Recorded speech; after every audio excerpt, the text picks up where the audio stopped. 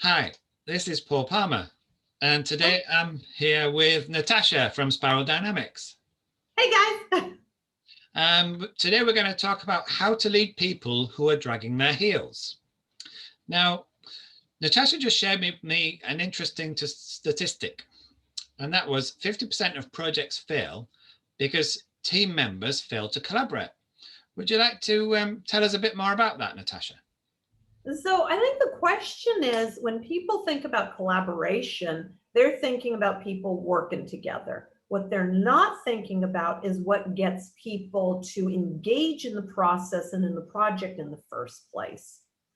So people drag their heels for a lot of different reasons. Sometimes they just don't want to work with the jerk that they've been fighting with for, the last 3 years, right? So Yeah. they're nodding, yeah, but it's like, I'm not going to help them. I'm not going to set them up to take credit for my work again. So they lack commitment to the actual project right from the start.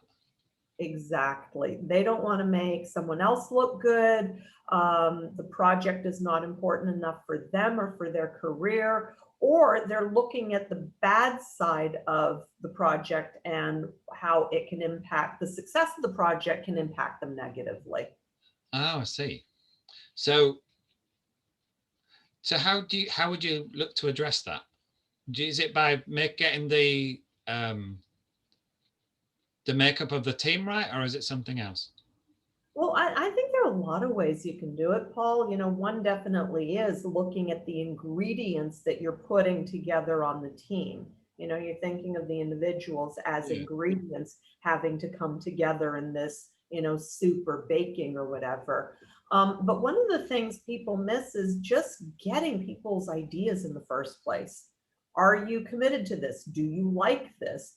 And they'll interpret a lot of criticism as resistance.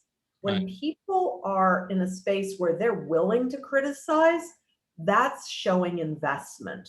That's showing engagement. That's showing that they feel the thing is important enough to Yeah. speak up, because very often it takes more effort to speak up than it does to just be quiet and go about doing your own thing after all is said and done anyway. Yeah, because if you're being quiet, then you're not engaging with the project and you're not actually collaborating because you're not having any sort of involvement with the other people that are on the team. That makes Yeah, sense. yeah, being quiet about something is the best way to stay under the radar, not be a threat, and go about doing what you want to do anyway. And I'm not talking about, people who are introverts who are thinking, okay, I've got this, I'm going to go do these things. Yeah. I'm talking about the way to sort of fly under the radar and stay out of getting involved in things. Yeah. So one of the things that you mentioned was to actually look at the makeup, the ingredients in the team. But what if, for example, you've had the team volunteered to you by the other departments because you've asked for their commitment to resource, and then you're there as the leader of the team? How can you actually, how do you approach it if you've not got the choice of changing the ingredients? That's a really great question. And one of the first things I would encourage leaders to do is to get into a position where they can know those members of that team well enough to know who's going to get on with whom, what are the roles and tasks that they need to take on, how committed are they, where is this project going to help them Yeah. in their career, and are there any objections, resistances, problems that aren't out on the table. I would take more time at the outset, everyone getting to know one another, figure out what their roles are, strategize, figure out the implementation, then, okay, go ahead, jump on it, and then let's see what happens.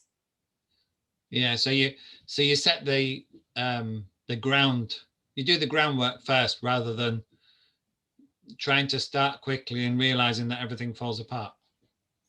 Yeah, the way I would typically do it is we'd use our spiral dynamics assessments. We'd figure out who is on the team. We'd look at some of the hidden invisible pitfalls, and we'd calibrate for that in terms of building the team. And if you're a leader and you're very intuitive about the human beings on your team, most people think they are, and most people in actuality are not. So Yeah. having some kind of a tool that gives you a sense of what's this project like, what does it involve, what are the strengths that people need to bring to it, and how do they fit together, what are the puzzle pieces, really helps accelerate that process.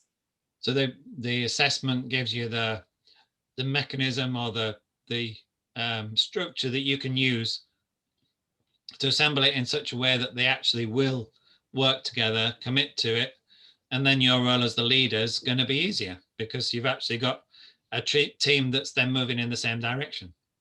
Collaboration is about relationship, Yeah. and relationship is about knowing one another, connection, trust, and just having that space of being able to work together to get things done.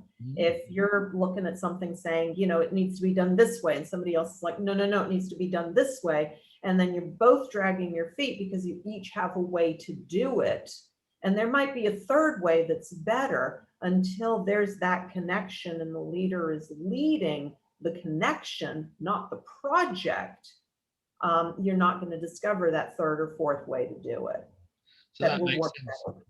better. Yeah. That makes sense now why 50% of projects fail, because it wouldn't surprise me if more than 50% of leaders don't actually know the tools that you would need to use to be able to make it connect together. So unfortunately, that's all the time we've got for today's discussion, Natasha. So It's been fun, Paul. it's always going to be fun, Natasha. I like talking to you because I don't know, I think you stimulate me intellectually as well as the actual practical application of the things that we're talking about. So before we go, thank you, Natasha. That's Natasha Todorovic-Cowan from Spiral Dynamics. And I'm Paul Palmer. Would you like to say a few words before we go, Natasha? Paul is the absolute best. He is awesome. He's generous and a lot of fun. How's that? Thanks, Natasha. And I love our conversations. Thank you. We'll talk to you soon, everybody. Thanks. That's Paul Palmer, Natasha Todorovic-Cowan, and we'll be back soon.